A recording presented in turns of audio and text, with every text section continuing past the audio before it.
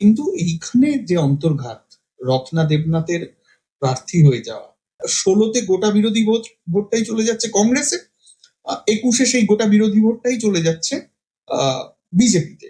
তার মানে সেই ধারা ধরে আমরা এরকম অনুমান করছিলাম যে এইবারও একটা বিরোধী ভোটটা, তার মানে যদি উল্টো দিকে যায়, সেই উল্টো দিকে সমস্ত সম্ভাবনাই আপনার দিকে, আপনি সেই ভোটটা টানতে পারবেন।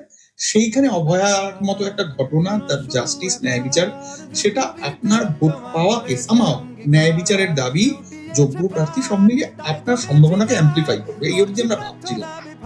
এইখানে রত্না দেবনাথের প্রার্থী হওয়াটা কিরকম বিপদ তৈরি করবে? যে কেউ যে কোনো রাজনীতির প্রার্থী হতে পারে, আর কাকিমা তার সাথে বিপদ, এই দুটো শব্দ একই সাথে আমাদের জন্য প্রযোজ্য নয়।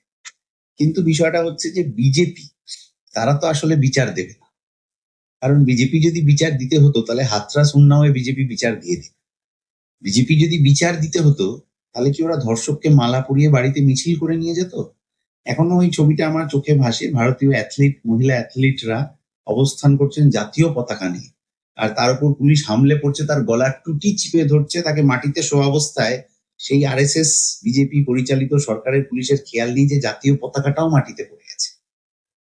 যারা ওই ঘটনা ঘটিয়েছে তারা কোনোদিন নির্যাতনের বিচার দেবে না। যদি দিতে হতো তাহলে এতদিনের নির্যাতনের বিচার হয়েছে।